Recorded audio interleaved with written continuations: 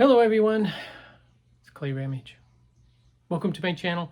We have another video today. My wife and I went to an estate sale and a garage sale. Picked up some great stuff and one surprising piece that I picked up, which is exciting. I didn't realize it at the time, but sometimes you just get a feeling about something, so you decide to buy it and check it out later, and that's what happened today. So we'll get to that in a minute, but thank you for everyone for watching our videos. And if you're new to the channel, welcome.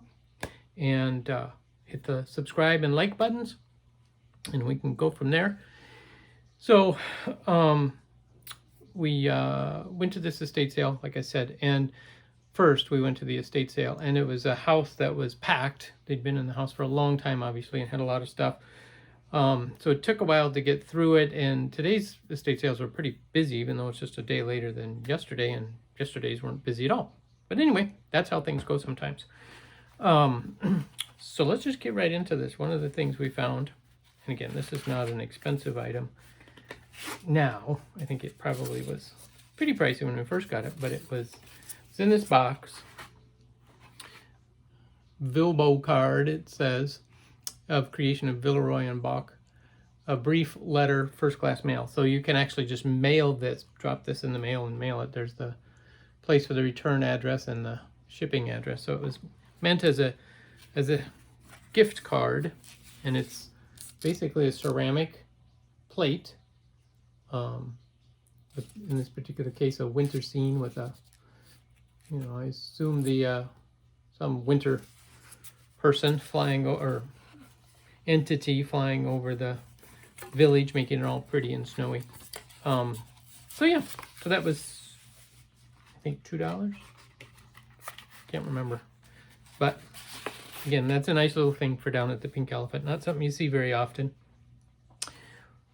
And then in the same area, I found this envelope.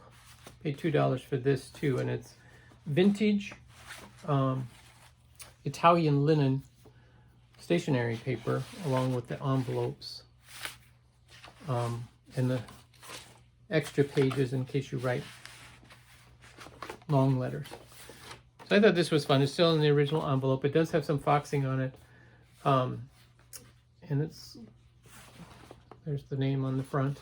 I won't attempt to pronounce it, but yeah, just beautiful, beautiful stationery. Still in the original packaging, which was cool.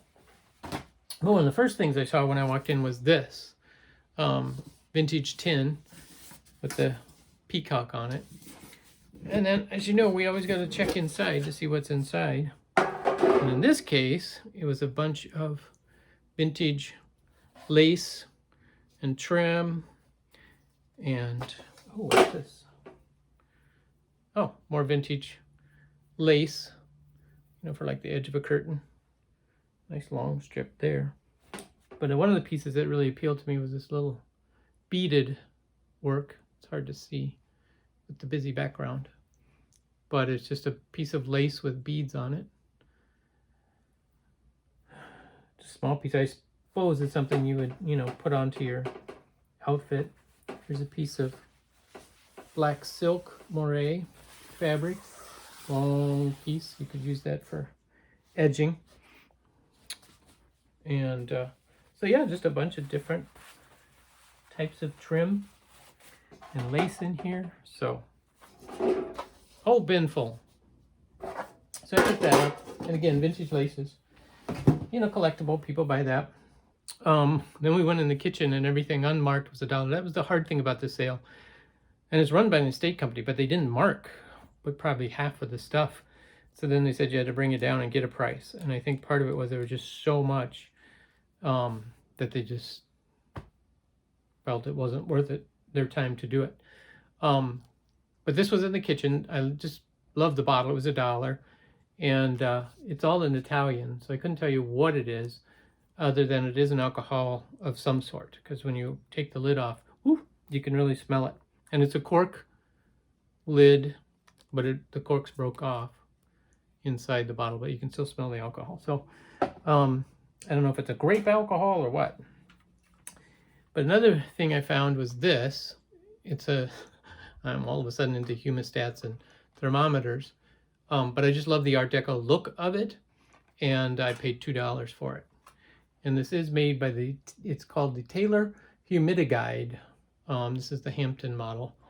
And yeah, there's one other one listed in Canada for 30 Canadian dollars.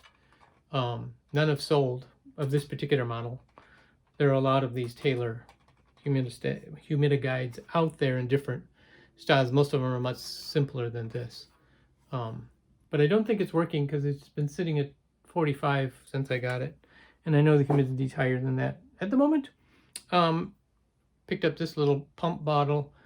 That's just to replace something in my bathroom. But this is a surprise find. These are a pair of antique eyeglasses that you clip on your nose. Now it is broken. There's supposed to be a spring and an extra pad here that are missing. And you stick them on your nose and, so you don't have the frames. And these are bifocals. So they got cut in there. But I thought, sometimes these are gold. And sure enough, very tiny letters in the very middle here is 12 karat gold and the manufacturer, which I can't find any references to this particular company. But it does say 12 karat gold. So that's pretty cool. And they're in amazing shape. There's no chips along the glass or anything. So these are probably, turn of the century, 1900 kind of time frame. So that was cool. The other thing I did was I picked up a few watches. Oh, and those were $1. Those glasses, that's cool. A Stour watch for $1. This is an Orvis watch for $1. And also got this Hamilton. Drop. Hamilton watch for $1. Now this one, the hands have fallen off the month and the day mechanisms. There's one floating around inside there, so the other one is probably 2 because it's still sealed. So, oh, yep, they're both in there. So it needs to be fixed. This Stour watch is running, so that one's a working watch. And the other day when I was at a garage sale, I ran into a guy who, what he does, he buys watches. So I've now got a whole slew of them. I'm gonna contact him and see if he wanted to take a look at them. He said he did, so exchange numbers. And then and there's another bag here, but that's just watch bands. So that's pretty much, nope, that's not it. This was another thing I found at the estate sale, was this vintage lithograph. And this is called the, it's a woodcock bird. And, oh, why am I drawing a blank? Anyway, so this dates from about 1888. I took the back off of this when I got home, so I was really curious. And there's a note inside of there and the labels on here that say the name of the piece and other pieces that they made. It's dated 1888. So that's pretty cool. It does have some condition issues and it's very brown. And I don't know why it turned so brown, if that is just a result of aging, smoking. I have no idea. But I just liked it. And again, the frame, you can see it's got a wooden backing to the frame. They stopped doing wooden backings 1910-ish. So we know it's earlier than that. And the frame alone is, worth the $4 I paid for the whole piece. So that was cool. And I picked up one other piece that she charged $1 for, and that's this poster. Soul Asylum is a band, and they were playing at the Historic State Theater. It says reserve seat tickets on sale now at Ticketmaster locations including Dayton's, Mervyn's, and Rainbow Foods. So this actually is a local piece here for Minnesota that they came up and gave this concert. I don't see any dates on here, other than it just says December 31st, but it doesn't say what year. But the graphic is pretty incredible. The stork carrying the older babe, if you will, into the new year. So yeah, so that's a nice print. Needs a little flattening, which we'll do. But for $1, that particular band following their posters sell for $30 to $40. pretty regularly. So that was a good find. And then we stopped at a garage sale that I had actually stopped at yesterday and picked up some other stuff. Well, I found some other things today I didn't see yesterday, nor was I looking for. And one of them was this belt. And it's particularly the belt buckle that's important here. The belt itself is nothing spectacular, just a leather belt. But it's a Versace belt. And you guys may know Versace is a very high-end designer brand, very expensive. So this particular belt buckle, while I didn't find any exactly like it, there are numerous examples of their belt buckle selling from $60 to $100 plus. So I paid $1. Another great find. So we'll put that. I'm trying to decide if I want to sell the belt with it or just the buckle, but that'll be for another day. I found these two necklace stands that I'm going to put down at the Pink Elephant because I have a number of pieces of jewelry down in my cabinet down there. So those were $1 each. So for $2 I got those. Also found this cracked ice cocktail shaker, and it's, you know, a vintage model, and it's got a stir stick inside of it, which I haven't attempted to take the lid off, and I don't know, it seems kind of stuck.